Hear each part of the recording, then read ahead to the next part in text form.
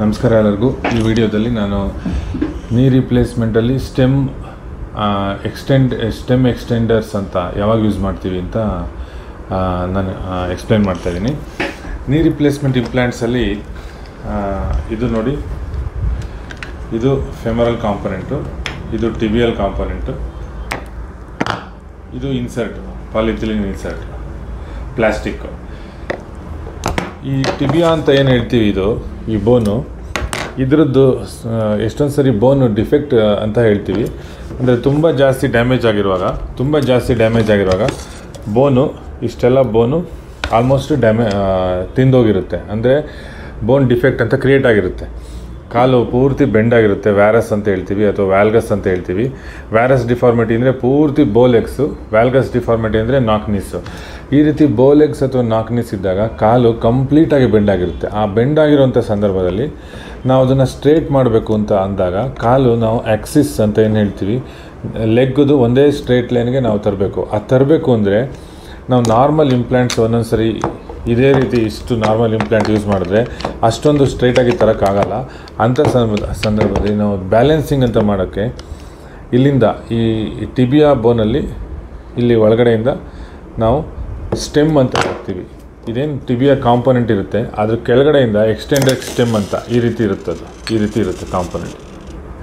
ಈ ರೀತಿ ಸ್ಟೆಮ್ ಎಕ್ಸ್ಟೆಂಡರ್ಸ್. ಈ ಸ್ಟೆಮ್ ಎಕ್ಸ್ಟೆಂಡರ್ಸ್ ಯೂಸ್ ಮಾಡಿದಾಗ ಈ ಕಾಂಪೊನೆಂಟು ಸ್ಟೆಬಿಲಿಟಿ ಅಂತಂದರೆ ಈ ಕಾಂಪೊನೆಂಟ್ ನಾವು ಎಷ್ಟು ಕ್ಲೀನಾಗಿ ಹಾಕ್ತೀವಿ ಅದು ಸ್ಟ್ರೆಂತ್ ಇಂಪ್ರೂವ್ ಆಗುತ್ತೆ. ಮತ್ತು ಬೋನ್ ಒಳಗಡೆ ಅದು ಹೋದಾಗ ಸ್ಟೆಮ್ಮು ಬೋನ್ಸ್ ಇದ್ರ ಮೇಲೆ ಬೆಳೆಯೋದ್ರಿಂದ ಈ ಲೂಸ್ನಿಂಗ್ ಅಂತಂದರೆ ಲೈಫ್ ಆಫ್ ದಿಸ್ ಇಂಪ್ಲಾಂಟ್ ಇದು ಜಾಸ್ತಿ ಆಗುತ್ತೆ. ಸೊ ನಾವು ಯಾವಾಗ ಸ್ಟೆಮ್ ಎಕ್ಸ್ಟೆಂಡರ್ಸ್ ಯೂಸ್ ಮಾಡ್ತೀವಿ ಅಂದರೆ ಸಿವಿಯರ್ ಡಿಫಾರ್ಮಿಟಿ, ಕಾಲು ತುಂಬ ಬೆಂಡಾಗಿದೆ, ತುಂಬ ಸಿವಿಯರ್ ಡಿಫಾರ್ಮಿಟಿ ಇದೆ, ಅವ್ರಿಗೆ ನಾವು ಆಪ್ರೇಟ್ ಮಾಡಬೇಕಾದ್ರೆ ನಾವು ಸ್ಟೆಮ್ ಎಕ್ಸ್ಟೆಂಡರ್ಸ್ ಮತ್ತು ಕನ್ಸ್ಟ್ರೈನ್ಡ್ ಇಂಪ್ಲಾಂಟ್ಸ್ ಅಂತ ಹೇಳ್ತೀವಿ. ಕನ್ಸ್ಟ್ರೈನ್ಡ್ ಇಂಪ್ಲಾಂಟ್ಸ್ ಅಂದರೆ ಈ ಇಂಪ್ಲಾಂಟ್ಸ್ ಯೂಸ್ ಮಾಡೋ ಇಂಪ್ಲಾಂಟ್ಸ್ದು ಇದು ಪೋಸ್ಟ್ ಅಂತ ಏನು ಹೇಳ್ತೀವಿ, ಇದು ದೊಡ್ಡದಿರುತ್ತೆ. ಮತ್ತು ಇದು ಈ ಕ್ಯಾಮ್ ಅಂತ ಪೋಸ್ಟಲ್ಲಿ ಇದು ಇಷ್ಟು ಮೂಮೆಂಟ್ ಆಗಲ್ಲ. ಆವಾಗ ಇನ್ನೂ ಸ್ವಲ್ಪ ಸ್ಟ್ರಾಂಗು ಅಥವಾ ಸ್ಟ್ರೆಂತು ಈ ಇಂಪ್ಲಾಂಟ್ಸಲ್ಲೇ ಬರೋವಂಥ ಇಂಪ್ಲಾಂಟ್ಸ್ನ ನಾವು ಯೂಸ್ ಮಾಡ್ತೀವಿ. ಅದಕ್ಕೆ ನಾವು ಕನ್ಸ್ಟ್ರೈನ್ಡ್ ಇಂಪ್ಲಾಂಟ್ಸ್ ಅಂತ ಹೇಳ್ತೀವಿ.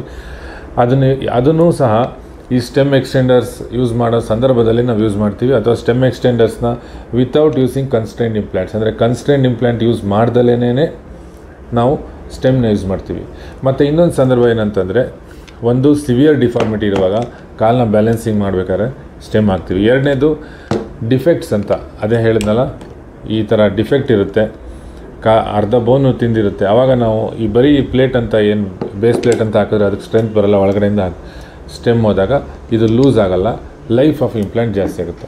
ಇನ್ನೊಂದು ಮಾರ್ಬಿಡ್ ಒಬೇಸಿಟಿ ಅಂದರೆ ಯಾರಿಗೆ ಒಬೇಸಿಟಿ ಜಾಸ್ತಿ ಇರುತ್ತೆ, ಅಂದರೆ ಸಿವಿಯರ್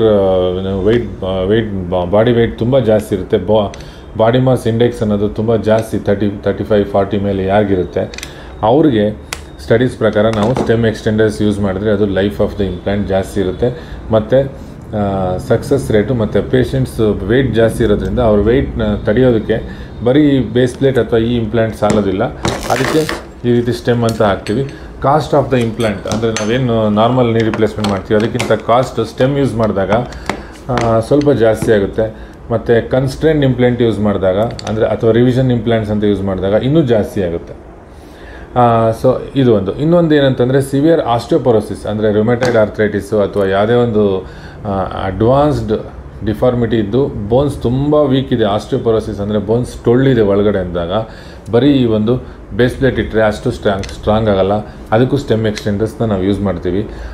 ಇದನ್ನು ನಾವು ಪರ್ಟಿಕ್ಯುಲರ್ ಪೇಷಂಟ್ನ ನೋಡಿ ಡಿಸೈಡ್ ಮಾಡಿ ಇವ್ರಿಗೆ ಇದೇ ಬೇಕು ಅಂತ ಡಿಸೈಡ್ ಮಾಡಿ ನಾವು ಯೂಸ್ ಮಾಡ್ತೀವಿ.